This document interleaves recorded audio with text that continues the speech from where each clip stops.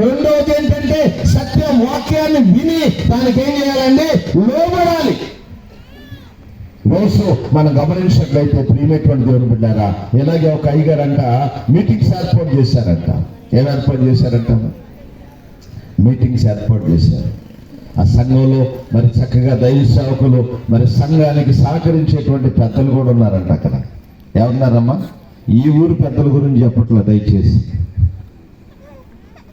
సంఘ పెద్దలు కూడా ఉన్నారు. ఆ దైవ సేవకులు పిలిచారు. ప్రియమైనటువంటి దేవుని బిడ్డారా, అయ్యగారు ఇలాగే నిలబడి వాక్యం చెప్తా ఉన్నాడు. ఆయన వాక్యం చెప్తూ ఇదిగో ఆయన ఒక సబ్జెక్ట్ తీసుకొని వచ్చారంట. ఈ లోపు ఆయన ప్రార్థన చేసే లోపు ఇలాగే గాలి వచ్చేసింది. ఇదిగో ఆ గాలి వచ్చి ఏమైపోయింది? అవన్నీ కూడా పేజీలు తిరగబడిపోయింది. ఏం చేయాలి అర్థం కాల. అయ్యగారికి బాగా నోటెడ్ అయినటువంటి వాక్యం అవుతుంది. ఆ కళ్ళు మూసుకొని తెరిస్తే వెంటనే అన్నాడు యోహాన్ అన్నాడంట. యోహాన్ అనేసరికి ఆ పెద్ద మనిషి పేరు, ఒక ఆయనకి పేరు యోహాన్ అంట. ఆయన అనుకుంటున్నాడు, అబ్బా ఈరోజు వాక్యం ఏదో నా గురించే చెప్తున్నాడు, అసలు అయ్యగారు ఏం చెప్తాడు అని చాలా అసలు ఆ వెనకాల ఉన్నవాడల్లకి ముందుకు వచ్చాడట. కుర్చీ తీసుకొని దేవుని స్తోత్రం చెప్పండి. వెనకాల వాడల్ల ముందుకు వచ్చాడు. ఆ తర్వాత అన్నాడంట యోహాను 3 అని అన్నాడట. ఏంటి 3 అన్నాడట. 3 అనేసరికి కొద్దిగా డౌట్ వచ్చింది ఆయన. 3 అంటున్నాడు ఏంటి? ఎవరో చెప్పుంటారు అయ్య గారికి. ఏమని? నాకు 3 ఇళ్ళు ఉన్నాయి అనేది చెప్పుకుంటారు అనేది అర్థమైపోయింది. ఆ తర్వాత అన్నాడంట 16 అని అన్నాడట. ఎంత అన్నాడు? అంటే ఈ 3 భార్యలకి 16 మంది పిల్లలు అనేది. ఆయన వాక్యం చెప్పాడు, ఈయనేమనుకున్నాడు? ఆయన నా గురించే అసలు వాక్యం వినలేక లేచి వెళ్ళిపోయాడంట. ఏ సత్యమే అంటే ఏముంది దానిలో? దేవుడు లోకమును ఎంతో ప్రేమించాడు, నిన్ను కూడా ప్రేమిస్తున్నాడు దేవుడు, నీ కుటుంబాన్ని ప్రేమిస్తున్నాడని దైవ సేవకుడు తర్వాత వాక్యం చెప్పాడు. ఆ వాక్యాన్ని వినలేదండి ఆయన. ఇదిగో మొట్టమొదటిగా చెప్పిన రెఫరెన్స్ ఇదే ఏమైపోయాడు? వెళ్ళిపోయాడు ఆయన జీవితంలో. కారణం ఏంటంటే సత్యం అనేటువంటిది ఆ సాతాను గడి విననివ్వాల. మనం కూడా అంతే. కొన్నిసార్లు వాక్యం ఏదైనా ఒక చిన్న మాట ప్రారంభిస్తే మనం ఇదా ఎప్పటి నుంచో ఏంటున్నాగా నేను, మా అయ్యగారు ఎప్పటి నుంచో చెప్తున్నాడు అనుకుంటున్నాం. అలాగే ఈ యొక్క ధనవంతుడు కూడా ప్రియమైనటువంటి దేవుని బిడ్డలారా, ఇవన్నీ ఎప్పటి నుంచి తెలుసు? నాకు చిన్నప్పటి నుంచి తెలుసు. నాకు ఈ ఆజ్ఞలన్నీ చిన్నప్పటి నుంచి పాటిస్తున్నా నేను. ఇవన్నీ తెలిసినయే నాకు. నేను వినాల్సినంత అవసరం ఏమీ లేదు. ఇంకా ఏదన్నా ఉంటే చెప్పండి అని అంటున్నాడు. అప్పుడు ప్రభు అన్నాడు, ఆలోచన చేసి ఆ సహోదరుడు చూసి అతన్ని ప్రేమించి అని ఉంటుందండి అక్కడ. దేవుని స్తోత్రం చెప్తాం. హల్లెలూయా, హల్లెలూయా. ఎంత ఆశతో వచ్చాడు ఈ వ్యక్తి. ఇతను నశించిపోవడం, నరకానికి వెళ్ళడం దేవునికి ఇష్టం లేదు. అందుకని ప్రభు అన్నాడు, సహోదరుడా నీకు ఒక్కటే కొదువుగా ఉందయ్యా. ఎందుకంటే ఒకటి చేయటం చాలా ఈజీ, అవునా కదా? ఏదో 2, 3 అనుకోండి, ఏం చేస్తాం మనం? చేయలేం. కానీ ఒకటి చెప్తే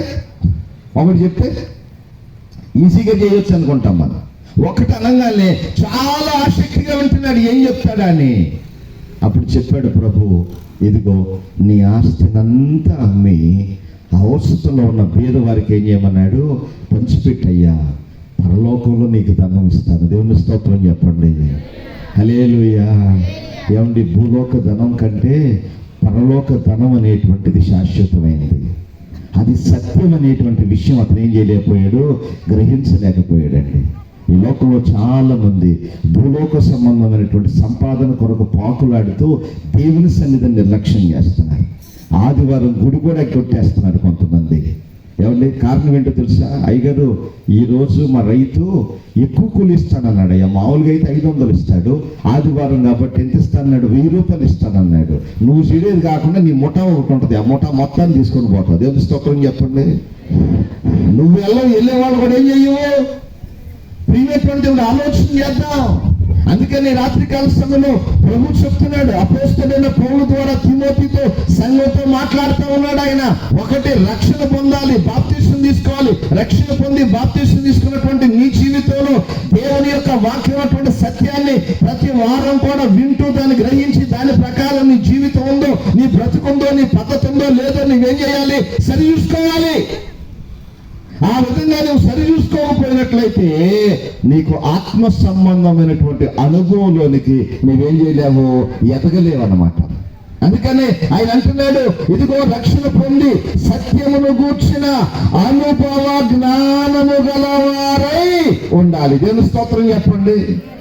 సత్యవాక్యం నీవు వినడం వల్ల నీకేం నేర్పిస్తుందో తెలుసా? ఒక ప్రత్యేకమైనటువంటి అనుభవం, ఒక ప్రత్యేకమైనటువంటి అనుభూతి నీ జీవితంలో కలుగుతుంది. ఇప్పుడు దాకా ఆ ధనవంతుడు అందరూ గౌరవిస్తున్నారు, అందరూ ప్రేమిస్తున్నారు, అందరూ గడగడ ఆయనకి ఏం చేస్తారండి, వణుకుతా ఉన్నారు. ఎప్పుడైతే ఈ ధనవంతుడు ఆ డబ్బులన్నీ తీసుకెళ్ళి పేదవాళ్ళకి ఇచ్చేస్తే ఆయన ఏమైపోతాడండి? ఇప్పుడు ఏమవుతాడమ్మా? ఒక్క పూట భోజనం పెడితే, అమ్మా నువ్వు చల్లగా ఉండాలమ్మా, నా కడుపు నిండా భోజనం పెట్టావని అంటాం మనం. దేవుని స్తోత్రం చెప్పండి. అంటే అనేక మంది ఆకలి తీర్చిన వాడు అవుతాడు. అనేక మంది దృష్టిలో ప్రియమైనటువంటి దేవుడు ఏమంటారు తెలుసా? దేవుడు నిన్ను చల్లగా చూడాలయ్యా అని అంటారు. దేవుని స్తోత్రం చెప్పాను. హల్లెలూయా.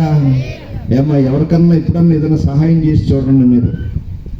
మనం తినడానికేమో 50 రూపాయలు తింటాం, అడుక్కునే వాళ్ళు వస్తేనేమో ఏం చేస్తాం మనం? రూపాయి ఉందా, 2 రూపాయలు ఉందా, ఎందుకు పనికిరాదు అడిగిచ్చేది. కాను కూడా అట్టగా వేస్తారు కొంతమంది. దేవుని స్తోత్రం చెప్పండి. మనం పెరుగుతాం కానీ దేవుని సన్నిధిలో అయ్యారు పెరగకూడదు, దేవుడు పెరగకూడదు, ఎదుటి అడుక్కునేవాడు కూడా పెరగకూడదు. దేవుని స్తోత్రం చెప్పండి. హల్లెలూయా. ప్రియమైనటువంటి దేవుడు ఆలోచన చేద్దాం.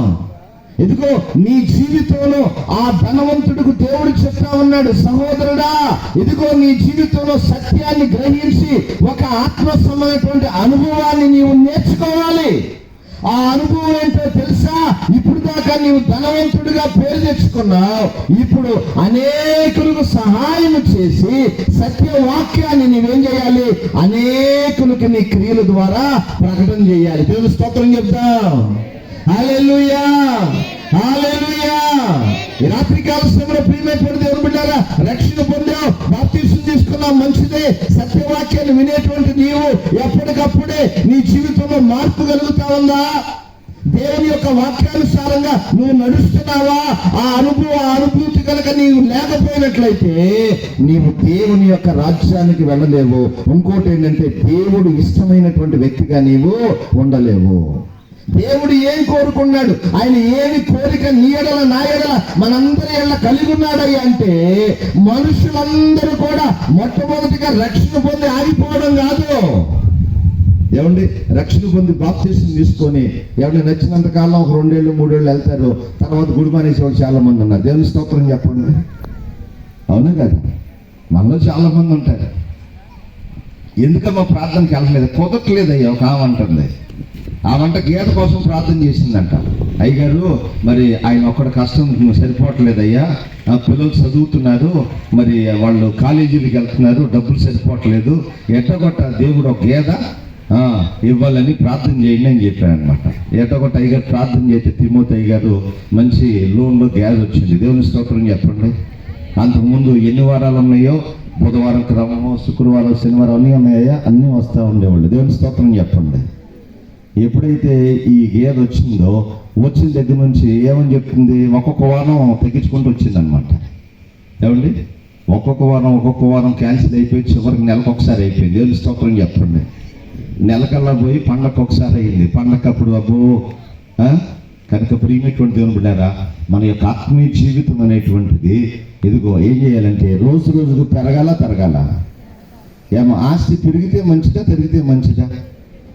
నీ పిల్లోడు ఇంత ఉన్నాడు, వాడు పెరిగితే మంచిదా, లేకపోతే రోజు గిట్టేట వెళ్ళిపోతే మంచిదా? ఆలోచన చేద్దాం. ప్రియమైనటువంటి దేవుని బిడ్డారా, ఈ రాత్రికాల సమయంలో అపోస్తలుడైన పౌలు ద్వారా దేవుడు చెప్తున్నటువంటి ఒక చక్కటి మాట ఏమంటున్నాడంటే, ప్రతి ఒక్కరు కూడా, మనుషులందరూ కూడా రక్షణ పొందే మనం, బాప్తిసం తీసుకున్నాం మనం, మంచిదే. సత్యమును గూర్చినటువంటి అనుభవం నీకుందా? నీ అనుభవం ఏంటి? ఒక రోజున యేసు ప్రభువు వారి శిష్యులను అడుగుతా ఉన్నాడు, అయ్యా మీ అనుభవం ఏంటి అని అడుగుతున్నాడు. యోహాను సువార్తలోకి వెళితే అక్కడ ఆయన చెప్తాడు. దయచేసి చూద్దాం.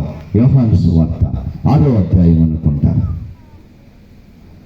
68వ వచనం నుంచి చదువుకుందాం.